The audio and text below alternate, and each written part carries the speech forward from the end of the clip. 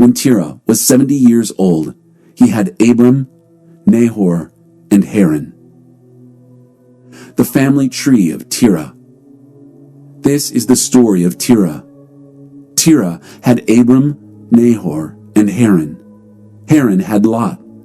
Haran died before his father, Terah, in the country of his family, Ur of the Chaldees.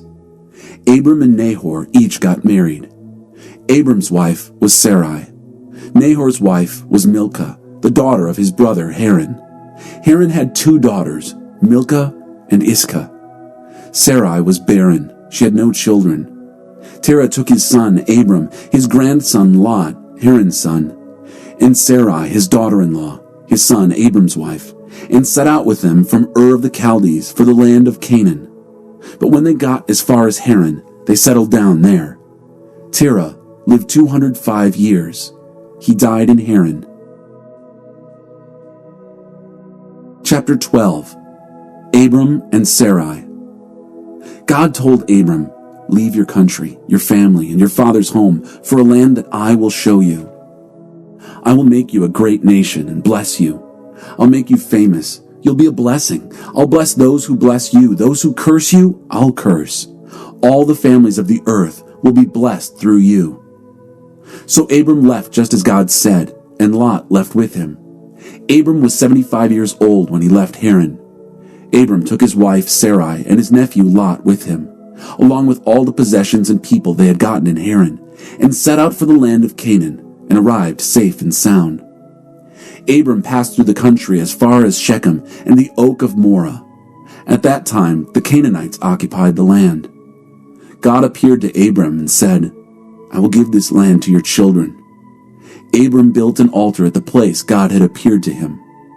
He moved on from there to the hill country east of Bethel, and pitched his tent between Bethel to the west and Ai to the east. He built an altar there and prayed to God. Abram kept moving, steadily making his way south to the Negev. Then a famine came to the land. Abram went down to Egypt to live. It was a hard famine. As he drew near to Egypt, he said to his wife Sarai, "Look, we both know that you're a beautiful woman. When the Egyptians see you, they're going to say, 'Aha, that's his wife,' and kill me. But they'll let you live. Do me a favor, tell them you're my sister. Because of you, they'll welcome me and let me live." When Abram arrived in Egypt, the Egyptians took one look and saw that his wife was stunningly beautiful. Pharaoh's princes raved over her to Pharaoh. She was taken to live with Pharaoh. Because of her, Abram got along very well. He accumulated sheep and cattle, male and female donkeys, men and women servants, and camels. But God hit Pharaoh hard because of Abram's wife Sarai. Everybody in the palace got seriously sick. Pharaoh called for Abram. "What's this that you've done to me? Why didn't you tell me that she's your wife? Why did you say, 'She's my sister,' so that I'd take her as my wife? Here's your wife back. Take her and get out." Pharaoh ordered his men to get Abram out of the country. They sent him and his wife and everything he owned on their way. Chapter 13. So Abram left Egypt and went back to the Negev, he and his wife and everything he owned, and Lot still with him. By now, Abram was very rich, loaded with cattle and silver and gold. He moved on from the Negev, camping along the way to Bethel, the place he had first set up his tent between Bethel and Ai, and built his first altar. Abram prayed there to God. Lot, who was traveling with Abram, was also rich in sheep and cattle and tents, but the land couldn't support both of them. They had too many possessions. They couldn't both live there. Quarrels broke out between Abram's shepherds and Lot's shepherds. The Canaanites and Perizzites were also living on the land at the time. Abram said to Lot, "Let's not have fighting between us, between your shepherds and my shepherds. After all, we're family. Look around. Isn't there plenty of land out there? Let's separate. If you go left, I'll go right. If you go right, I'll go left." Lot looked.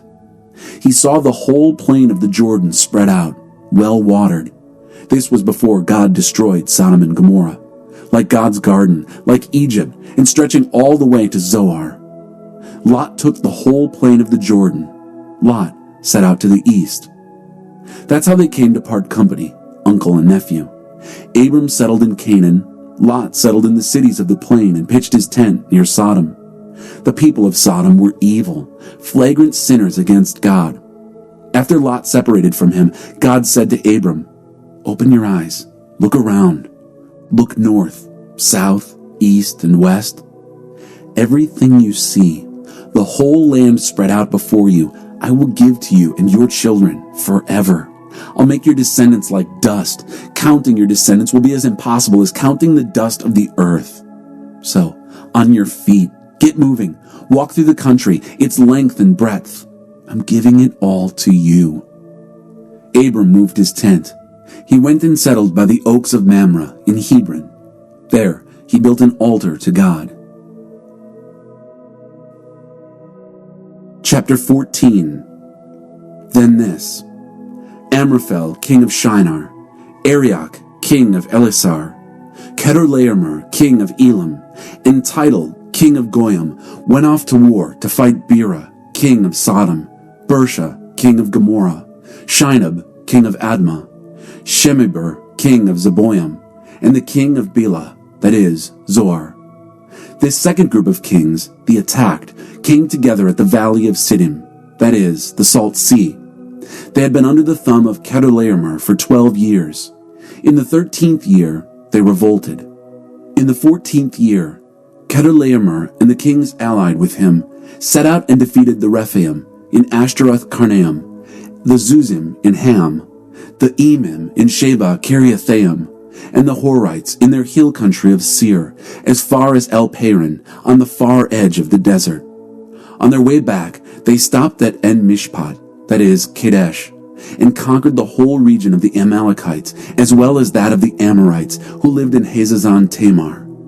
That's when the king of Sodom marched out with the king of Gomorrah, the king of Admah, the king of Zeboim, and the king of Bela, that is, Zoar. They drew up in battle formation against their enemies in the valley of Siddim, against Chedorlaomer, king of Elam, Tidal, king of Goyim, Amraphel, king of Shinar, and Arioch, king of Elasar. 4 kings against 5. The valley of Siddim was full of tar pits. When the kings of Sodom and Gomorrah fled, they fell into the tar pits, but the rest escaped into the mountains. The 4 kings captured all the possessions of Sodom and Gomorrah, all their food and equipment, and went on their way. They captured Lot, Abram's nephew who was living in Sodom at the time, taking everything he owned with them. A fugitive came and reported to Abram the Hebrew. Abram was living at the oaks of Mamre, the Amorite, brother of Eshcol and Aner. They were allies of Abram.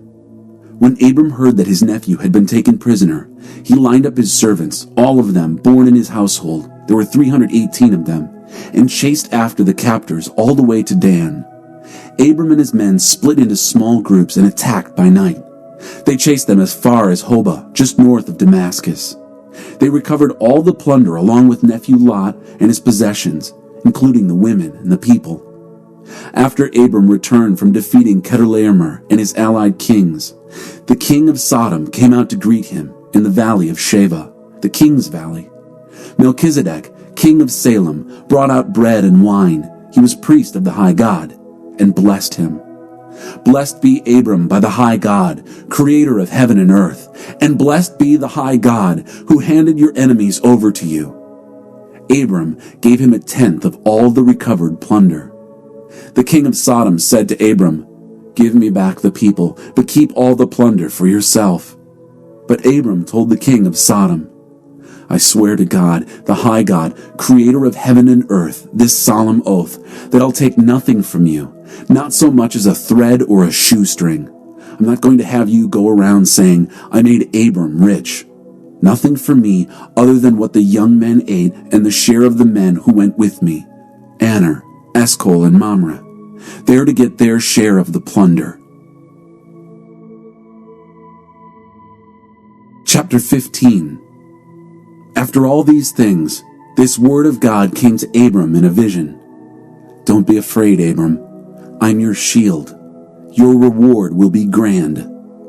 Abram said, "God, Master, what use are your gifts as long as I'm childless, and Eliezer of Damascus is going to inherit everything?" Abram continued, See, you've given me no children, and now a mere house servant is going to get it all." Then God's message came. "Don't worry, he won't be your heir. A son from your body will be your heir." Then he took him outside and said, "Look at the sky. Count the stars. Can you do it? Count your descendants. You're going to have a big family, Abram." And he believed God. God declared him set right with God.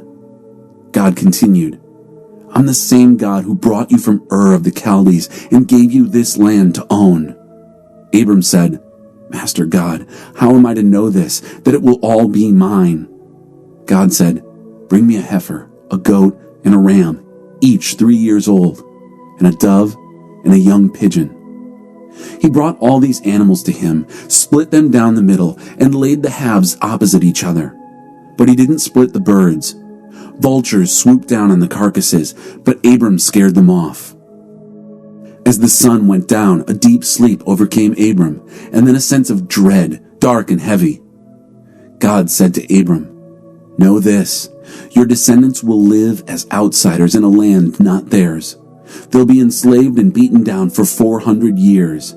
Then I'll punish their slave masters. Your offspring will march out of there loaded with plunder. But not you. You'll have a long and full life and die a good and peaceful death. Not until the 4th generation will your descendants return here. Sin is still a thriving business among the Amorites." When the sun was down and it was dark, a smoking firepot and a flaming torch moved between the split carcasses.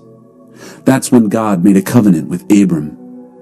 "I'm giving this land to your children, from the Nile River in Egypt to the river Euphrates in Assyria, the country of the Kenites, Kenizzites, Cadmonites, Hittites, Perizzites, Rephaim, Amorites, Canaanites, Girgashites, and Jebusites." Chapter 16. Sarai, Abram's wife, hadn't yet produced a child. She had an Egyptian maid named Hagar. Sarai said to Abram, "God has not seen fit to let me have a child. Sleep with my maid. Maybe I can get a family from her." Abram agreed to do what Sarai said. So Sarai, Abram's wife, took her Egyptian maid Hagar and gave her to her husband Abram as a wife. Abram had been living 10 years in Canaan when this took place. He slept with Hagar, and she got pregnant. When she learned she was pregnant, she looked down on her mistress.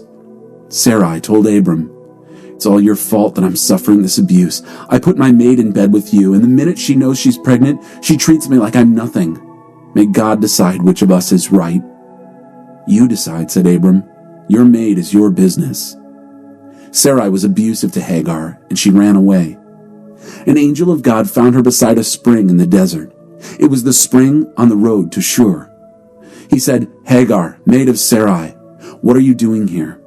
She said, "I'm running away from Sarai, my mistress."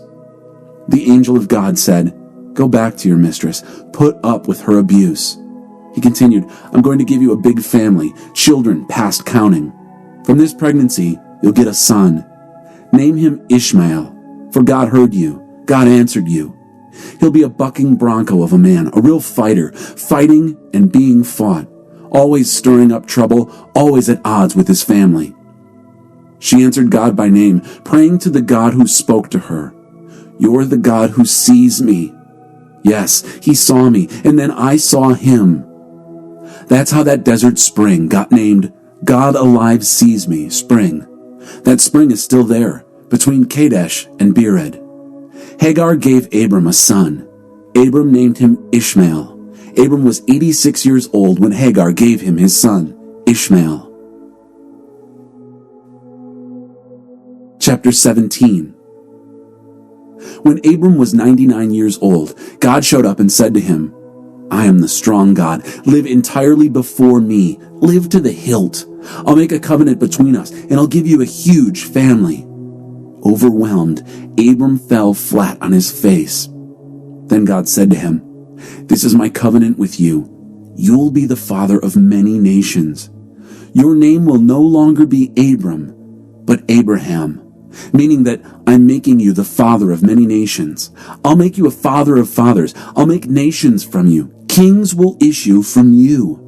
I'm establishing my covenant between me and you, a covenant that includes your descendants, a covenant that goes on and on and on, a covenant that commits me to be your God and the God of your descendants. And I'm giving you and your descendants this land where you are now just camping, this whole country of Canaan, to own forever.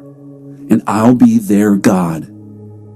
God continued to Abraham, and you will honor my covenant. You and your descendants, generation after generation. This is the covenant that you are to honor, the covenant that pulls in all your descendants. Circumcise every male. Circumcise by cutting off the foreskin of the penis. It will be the sign of the covenant between us. Every male baby will be circumcised when he is 8 days old, generation after generation. This includes houseborn slaves and slaves bought from outsiders who are not blood kin. Make sure you circumcise both your own children and anyone brought in from the outside. That way, my covenant will be cut into your body, a permanent mark of my permanent covenant. An uncircumcised male, one who has not had the foreskin of his penis cut off, will be cut off from his people. He has broken my covenant. God continued speaking to Abraham. And Sarai, your wife, don't call her Sarai any longer. Call her Sarah. I'll bless her. Yes, I'll give you a son by her. Oh, how I'll bless her. Nations will come from her. Kings of nations will come from her. Abraham fell flat on his face, and then he laughed, thinking, can a 100-year-old man father a son? And can Sarah, at 90 years, have a baby? Recovering, Abraham said to God, oh, keep Ishmael alive and well before you. But God said, that's not what I mean. Your wife, Sarah, will have a baby, a son. Name him Isaac. Laughter. I'll establish my covenant with him and his descendants, a covenant that lasts forever. And Ishmael? Yes, I heard your prayer for him. I'll also bless him. I'll make sure he has plenty of children, a huge family. He'll father 12 princes. I'll make him a great nation. But I'll establish my covenant with Isaac, whom Sarah will give you about this time next year. God finished speaking with Abraham and left. Then Abraham took his son Ishmael and all his servants, whether house-born or purchased, every male in his household, and circumcised them, cutting off their foreskins that very day, just as God had told him. Abraham was 99 years old when he was circumcised. His son Ishmael was 13 years old when he was circumcised. Abraham and Ishmael were circumcised the same day, together with all the servants of his household, those born there and those purchased from outsiders. All were circumcised with him. Chapter 18. God appeared to Abraham at the oaks of Mamre while he was sitting at the entrance of his tent. It was the hottest part of the day. He looked up and saw 3 men standing. He ran from his tent to greet them and bowed before them. He said, Master, if it please you, stop for a while with your servant. I'll get some water so you can wash your feet. Rest under this tree. I'll get some food to refresh you on your way, since your travels have brought you across my path. They said, Certainly, go ahead. Abraham hurried into the tent to Sarah. He said, Hurry, get 3 cups of our best flour, knead it, and make bread. Then Abraham ran to the cattle pen and picked out a nice plump calf and gave it to the servant, who lost no time getting it ready. Then he got curds and milk, brought them with the calf that had been roasted, set the meal before the men, and stood there under the tree while they ate. The men said to him, Where is Sarah, your wife? He said, In the tent. One of them said, I'm coming back about this time next year. When I arrive, your wife Sarah will have a son. Sarah was listening at the tent opening, just behind the man. Abraham and Sarah were old by this time, very old. Sarah was far past the age for having babies. Sarah laughed within herself. An old woman like me get pregnant with this old man of a husband? God said to Abraham, Why did Sarah laugh, saying, Me? Have a baby? An old woman like me? Is anything too hard for God? I'll be back about this time next year, and Sarah will have a baby. Sarah lied. She said, "I didn't laugh," because she was afraid. But he said, "Yes, you did. You laughed." When the men got up to leave, they set off for Sodom. Abraham walked with them to say goodbye. Then God said, "Shall I keep back from Abraham what I'm about to do? Abraham is going to become a large and strong nation. All of the nations of the world are going to find themselves blessed through him. Yes, I've settled on him as the one to train his children and future family to observe God's way of life, live kindly and generously and fairly, so that God can complete in Abraham what he promised him." God continued, "The cries of the victims in Sodom and Gomorrah are deafening. The sin of those cities is immense. I'm going down to see for myself, see if what they're doing is as bad as it sounds. Then I'll know." The men set out for Sodom, but Abraham stood in God's path, blocking his way. Abraham confronted him. "Are you serious? Are you planning on getting rid of the good people right along with the bad? What if there are 50 decent people left in the city? Will you lump the good with the bad and get rid of the lot? Wouldn't you spare the city for the sake of those 50 innocents? I can't believe that you'd do that. Kill off the good and the bad alike, as if there were no difference between them. Doesn't the judge of all the earth judge with justice?" God said, "If I find 50 decent people in the city of Sodom, I'll spare the place just for them." Abraham came back. "Do I, a mere mortal made from a handful of dirt, dare open my mouth again to my master? What if the 50 fall short by 5? Would you destroy the city because of those missing 5? He said, "I won't destroy it if there are 45. Abraham spoke up again. "What if you only find 40? "Neither will I destroy it for 40. He said, "Master, don't be irritated with me, but what if only 30 are found?" "No, I won't do it if I find 30. He pushed on. "I know I'm trying your patience, Master, but how about for 20? "I won't destroy it for 20. He wouldn't quit. "Don't get angry, Master. This is the last time. What if you only come up with 10? "For the sake of only 10, I won't destroy the city." When God finished talking with Abraham, he left, and Abraham went home. Chapter 19. The 2 angels arrived at Sodom in the evening. Lot was sitting at the city gate. He saw them and got up to welcome them, bowing before them, and said, "Please, my friends, come to my house and stay the night. Wash up. You can rise early and be on your way refreshed." They said, "No, we'll sleep in the street." But he insisted, wouldn't take no for an answer, and they relented and went home with him. Lot fixed a hot meal for them, and they ate. Before they went to bed, men from all over the city of Sodom, young and old, descended on the house from all sides and boxed them in.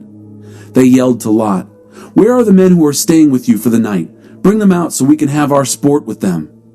Lot went out, barring the door behind him, and said, "Brothers, please, don't be vile. Look, I have 2 daughters, virgins. Let me bring them out. You can take your pleasure with them, but don't touch these men. They're my guests." They said, "Get lost. You drop in from nowhere, and now you're going to tell us how to run our lives? We'll treat you worse than them." And they charged past Lot to break down the door.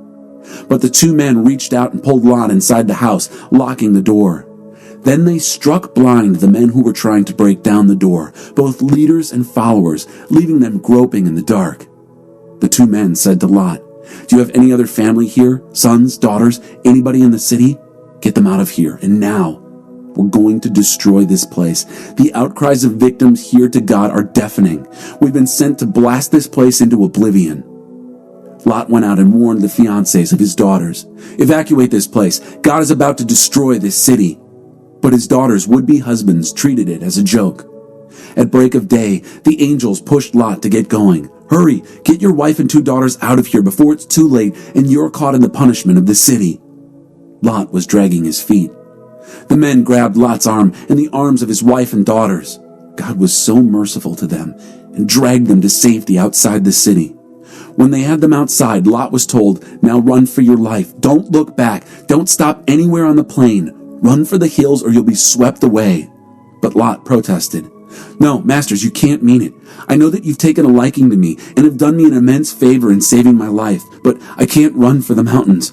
Who knows what terrible thing might happen to me in the mountains and leave me for dead? Look over there. That town is close enough to get to. It's a small town, hardly anything to it. Let me escape there and save my life. It's a mere wide place in the road." He said to him, "All right, if you insist, I'll let you have your way, and I won't stamp out the town you've spotted. But hurry up, run for it. I can't do anything until you get there." That's why the town was called Zoar. That is, small town. The sun was high in the sky when Lot arrived at Zoar. Then God rained brimstone and fire down on Sodom and Gomorrah, a river of lava from God out of the sky, and destroyed these cities and the entire plain and everyone who lived in the cities and everything that grew from the ground. But Lot's wife looked back and turned into a pillar of salt. Abraham got up early the next morning and went to the place he had so recently stood with God. He looked out over Sodom and Gomorrah, surveying the whole plain. All he could see was smoke belching from the earth, like smoke from a furnace. And that's the story. When God destroyed the cities of the plain, he was mindful of Abraham and first got Lot out of there before he blasted those cities off the face of the earth. Lot left Zoar and went into the mountains to live with his 2 daughters. He was afraid to stay in Zoar. He lived in a cave with his daughters. One day, the older daughter said to the younger, "Our father is getting old, and there's not a man left in the country by whom we can get pregnant. Let's get our father drunk with wine and lie with him. We'll get children through our father. It's our only chance to keep our family alive." They got their father drunk with wine that very night. The older daughter went and lay with him. He was oblivious, knowing nothing of what she did. The next morning, the older said to the younger, "Last night I slept with my father. Tonight it's your turn. We'll get him drunk again, and then you sleep with him. We'll both get a child through our father and keep our family alive." So that night they got their father drunk again, and the younger went in and slept with him. Again he was oblivious, knowing nothing of what she did. Both daughters became pregnant by their father, Lot. The older daughter had a son and named him Moab, the ancestor of the present-day Moabites. The younger daughter had a son and named him Ben-Ammi, the ancestor of the present-day Ammonites. Chapter 20. Abraham traveled from there south to the Negev and settled down between Kadesh and Shur. While he was camping in Gerar, Abraham said to his wife, Sarah, "She's my sister." So Abimelech, king of Gerar, sent for Sarah and took her. But God came to Abimelech in a dream that night and told him, "You're as good as dead. That woman you took, she's a married woman." Now, Abimelech had not yet slept with her, hadn't so much as touched her. He said, "Master, would you kill an innocent man? Didn't he tell me she's my sister? And didn't she herself say he's my brother? I had no idea I was doing anything wrong when I did this." God said to him in the dream, "Yes, I know your intentions were pure. That's why I kept you from sinning against me. I was the one who kept you from going to bed with her. So now give the man's wife back to him. He's a prophet and will pray for you, pray for your life. If you don't give her back, know that it's certain death for both you and everyone in your family." Abimelech was up first thing in the morning. He called all his house servants together and told them the whole story. They were shocked. Then Abimelech called in Abraham and said, "What have you done to us? What have I ever done to you that you would bring on me and my kingdom this huge offense? What you've done to me ought never to have been done." Abimelech went on to Abraham, "Whatever were you thinking of when you did this thing?" Abraham said, "I just assumed that there was no fear of God in this place and that they'd kill me to get my wife. Besides, the truth is that she is my half-sister. She's my father's daughter, but not my mother's. When God sent me out as a wanderer from my father's home, I told her, 'Do me a favor. Wherever we go, tell people that I'm your brother.'" Then Abimelech gave Sarah back to Abraham, and along with her sent sheep and cattle and servants, both male and female. He said, "My land is open to you. Live wherever you wish." And to Sarah he said, "I've given your brother 1,000 pieces of silver. That clears you of even a shadow of suspicion before the eyes of the world. You're vindicated." Then Abraham prayed to God, and God healed Abimelech, his wife, and his maidservants, and they started having babies again. For God had shut down every womb in Abimelech's household on account of Sarah, Abraham's wife. Chapter 21. God visited Sarah exactly as he said he would. God did to Sarah what he promised. Sarah became pregnant and gave Abraham a son in his old age, and at the very time God had set. Abraham named him Isaac. When his son was 8 days old, Abraham circumcised him just as God had commanded. Abraham was 100 years old when his son Isaac was born. Sarah said, "God has blessed me with laughter, and all who get the news will laugh with me." She also said, "Whoever would have suggested to Abraham that Sarah would one day nurse a baby? Yet here I am. I've given the old man a son." The baby grew and was weaned. Abraham threw a big party on the day Isaac was weaned. One day, Sarah saw the son that Hagar the Egyptian had borne to Abraham, poking fun at her son Isaac. She told Abraham, "Get rid of this slave woman and her son. No child of this slave is going to share inheritance with my son Isaac." The matter gave great pain to Abraham. After all, Ishmael was his son. But God spoke to Abraham, "Don't feel badly about the boy and your maid. Do whatever Sarah tells you. Your descendants will come through Isaac. Regarding your maid's son, be assured that I'll also develop a great nation from him. He's your son too." Abraham got up early the next morning, got some food together and a canteen of water for Hagar, put them on her back, and sent her away with the child. She wandered off into the desert of Beersheba. When the water was gone, she left the child under a shrub and went off 50 yards or so. She said, "I can't watch my son die." As she sat, she broke into sobs. Meanwhile, God heard the boy crying. The angel of God called from heaven to Hagar. "What's wrong, Hagar? Don't be afraid. God has heard the boy and knows the fix he's in. Up now, go get the boy. Hold him tight. I'm going to make of him a great nation." Just then, God opened her eyes. She looked. She saw a well of water. She went to it and filled her canteen and gave the boy a long, cool drink. God was on the boy's side as he grew up. He lived out in the desert and became a skilled archer. He lived in the Paran wilderness, and his mother got him a wife from Egypt. At about that same time, Abimelech and the captain of his troops, Phicol, spoke to Abraham, "No matter what you do, God is on your side. So swear to me that you won't do anything underhanded to me or any of my family. For as long as you live here, swear that you'll treat me and my land as well as I've treated you." Abraham said, "I swear it." At the same time, Abraham confronted Abimelech over the matter of a well of water that Abimelech's servants had taken. Abimelech said, "I have no idea who did this. You never told me about it. This is the first I've heard of it." So the two of them made a covenant. Abraham took sheep and cattle and gave them to Abimelech. Abraham set aside 7 sheep from his flock. Abimelech said, "What does this mean, these 7 sheep you've set aside?" Abraham said, "It means that when you accept these 7 sheep, you take it as proof that I dug this well, that it's my well." That's how the place got named Beersheba, the oath well, because the two of them swore a covenant oath there. After they had made the covenant at Beersheba, Abimelech and his commander, Phicol, left and went back to Philistine territory. Abraham planted a tamarisk tree in Beersheba and worshipped God there, praying to the eternal God. Abraham lived in Philistine country for a long time. Chapter 22. After all this, God tested Abraham. God said, "Abraham." "Yes," answered Abraham, "I'm listening." He said, "Take your dear son Isaac, whom you love, and go to the land of Moriah. Sacrifice him there as a burnt offering on one of the mountains that I'll point out to you." Abraham got up early in the morning and saddled his donkey. He took 2 of his young servants and his son, Isaac.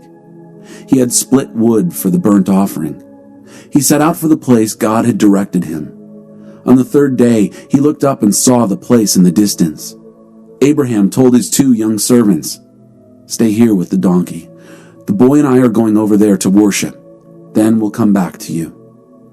Abraham took the wood for the burnt offering and gave it to Isaac, his son, to carry. He carried the flint and the knife. The 2 of them went off together. Isaac said to Abraham, his father, "Father?" "Yes, my son." We have flint and wood, but where's the sheep for the burnt offering?" Abraham said, "Son, God will see to it that there's a sheep for the burnt offering." And they kept on walking together. They arrived at the place to which God had directed him. Abraham built an altar. He laid out the wood. Then he tied up Isaac and laid him on the wood. Abraham reached out and took the knife to kill his son. Just then, an angel of God called to him out of heaven, "Abraham, Abraham!" "Yes, I'm listening." "Don't lay a hand on that boy. Don't touch him." "Now I know how fearlessly you fear God. You didn't hesitate to place your son, your dear son, on the altar for me." Abraham looked up. He saw a ram caught by its horns in the thicket. Abraham took the ram and sacrificed it as a burnt offering instead of his son. Abraham named that place God-Yireh. God sees to it. That's where we get the saying, "On the mountain of God, he sees to it." The angel of God spoke from heaven a second time to Abraham. "I swear, God's sure word, because you have gone through with this and have not refused to give me your son, your dear, dear son, I'll bless you. Oh, how I'll bless you. And I'll make sure that your children flourish like stars in the sky, like sand on the beaches, and your descendants will defeat their enemies. All nations on earth will find themselves blessed through your descendants because you obeyed me." Then Abraham went back to his young servants. They got things together and returned to Beersheba. Abraham settled down in Beersheba. After all this, Abraham got the news.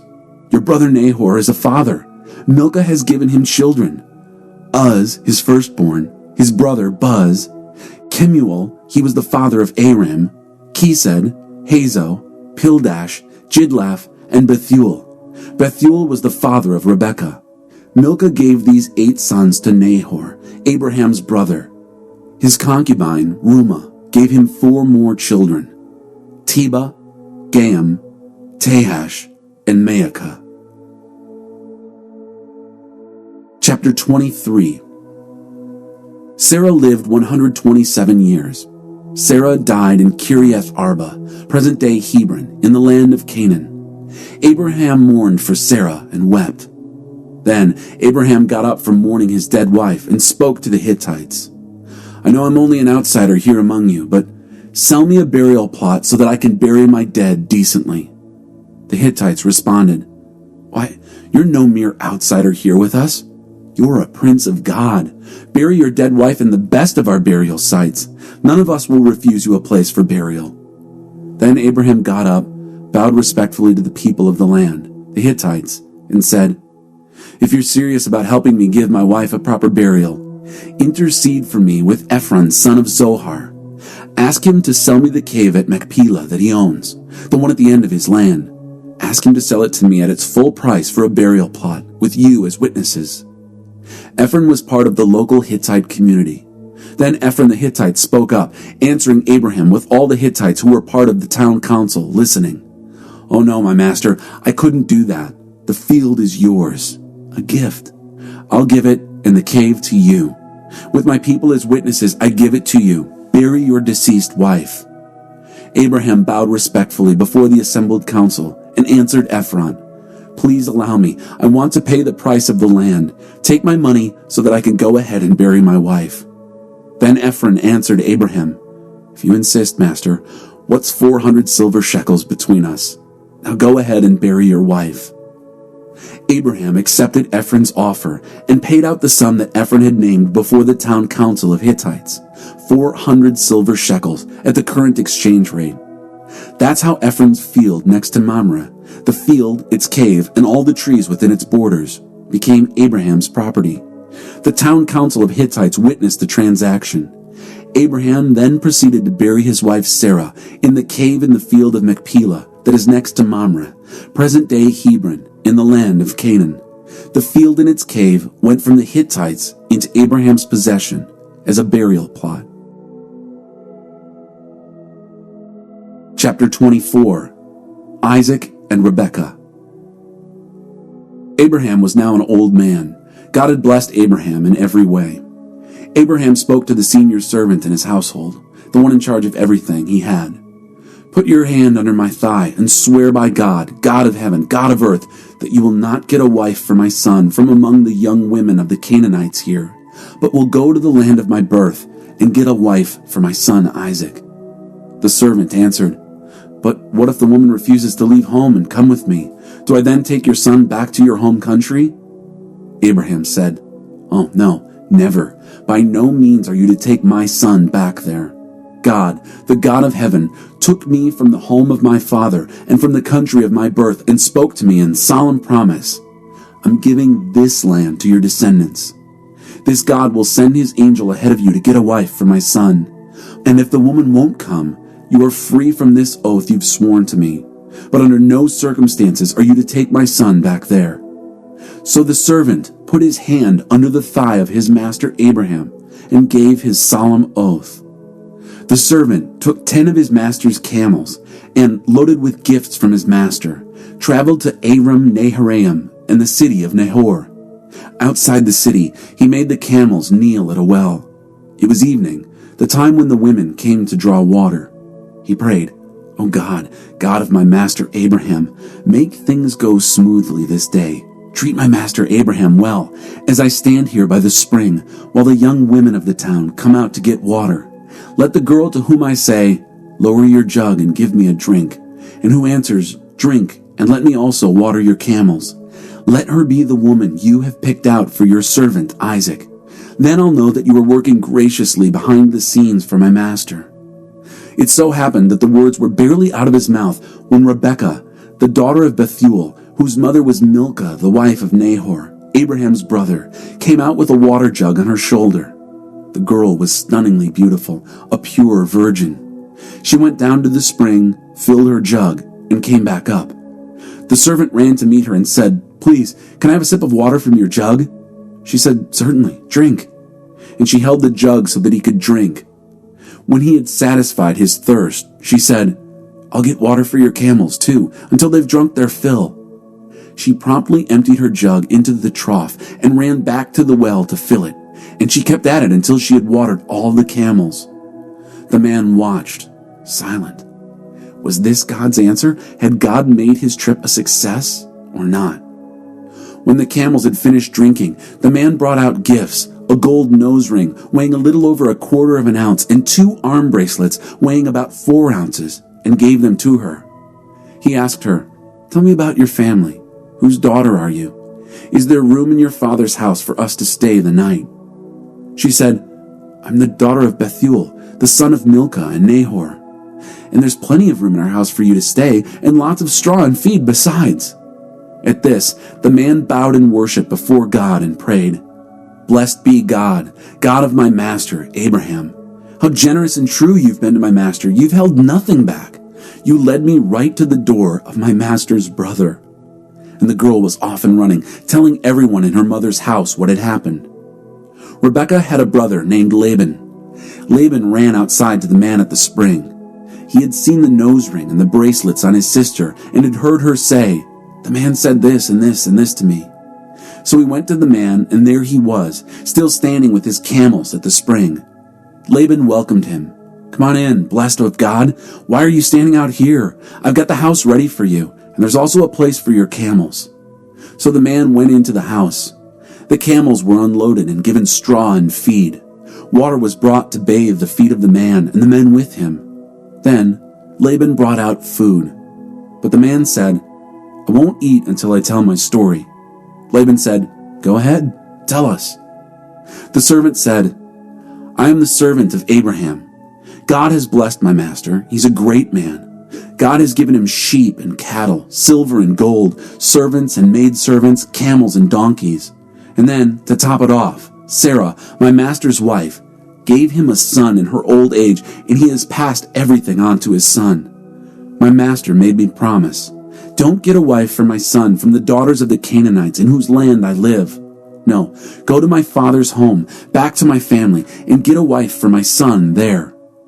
I said to my master, 'But what if the woman won't come with me?' He said, 'God before whom I've walked faithfully will send his angel with you, and he'll make things work out so that you'll bring back a wife for my son from my family, from the house of my father. Then you'll be free from the oath. If you go to my family and they won't give her to you, you will also be free from the oath." Well, when I came this very day to the spring, I prayed, God of my master, Abraham, make things turn out well in this task I've been given. I'm standing at this well when a young woman comes here to draw water, and I say to her, "Please, give me a sip of water from your jug." And she says, "Not only will I give you a drink, I'll also water your camels." Let that woman be the wife God has picked out for my master's son. I had barely finished offering this prayer when Rebekah arrived, her jug on her shoulder. She went to the spring and drew water, and I said, "Please, can I have a drink?" She didn't hesitate. She held out her jug and said, "Drink, and when you're finished, I'll also water your camels." I drank, and she watered the camels. I asked her, "Whose daughter are you?" She said, "The daughter of Bethuel, whose parents were Nahor and Milcah." I gave her a ring for her nose, bracelets for her arms, and bowed in worship to God. I praised God, the God of my master Abraham, who had led me straight to the door of my master's family to get a wife for his son. Now, tell me what you are going to do. If you plan to respond with a generous yes, tell me. But if not, tell me plainly so I can figure out what to do next. Laban and Bethuel answered, "This is totally from God. We have no say in the matter, either yes or no. Rebekah is yours. Take her and go. Let her be the wife of your master's son, as God has made plain." When Abraham's servant heard their decision, he bowed in worship before God. Then he brought out gifts of silver and gold and clothing and gave them to Rebekah. He also gave expensive gifts to her brother and mother. He and his men had supper and spent the night. But first thing in the morning they were up. He said, "Send me back to my master." Her brother and mother said, "Let the girl stay a while, say another 10 days, and then go." He said, "Oh, don't make me wait. God has worked everything out so well. Send me off to my master." They said, "We'll call the girl. We'll ask her." They called Rebekah and asked her, "Do you want to go with this man?" She said, "I'm ready to go."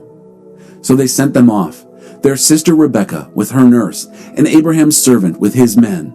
And they blessed Rebekah, saying, "You're our sister. Live bountifully, and your children triumphantly." Rebekah and her young maids mounted the camels and followed the man. The servant took Rebekah and set off for home. Isaac was living in the Negev. He had just come back from a visit to Beer Lahai-roi. In the evening, he went out into the field. While meditating, he looked up and saw camels coming. When Rebekah looked up and saw Isaac, she got down from her camel and asked the servant, "Who is that man out in the field coming toward us?" "That is my master." She took her veil and covered herself. After the servant told Isaac the whole story of the trip, Isaac took Rebekah into the tent of his mother, Sarah. He married Rebekah, and she became his wife, and he loved her. So Isaac found comfort after his mother's death. Chapter 25. Abraham married a second time. His new wife was named Keturah. She gave birth to Zimran, Jokshan, Medan, Midian, Ishbak, and Shua. Jokshan had Sheba and Dedan. Dedan's descendants were the Asherim, the Letishim, and the Leumim. Midian had Ephah, Epher, Hanok, Abida, and Eldaah, all from the line of Keturah. But Abraham gave everything he possessed to Isaac. While he was still living, he gave gifts to the sons he had by his concubines, but then sent them away to the country of the east, putting a good distance between them and his son Isaac. Abraham lived 175 years. Then he took his final breath. He died happy at a ripe old age, full of years, and was buried with his family. His sons Isaac and Ishmael buried him in the cave of Machpelah, in the field of Ephron, son of Zohar, the Hittite, next to Mamre. It was the field that Abraham had bought from the Hittites. Abraham was buried next to his wife, Sarah. After Abraham's death, God blessed his son Isaac. Isaac lived at Beer Lahai-roi.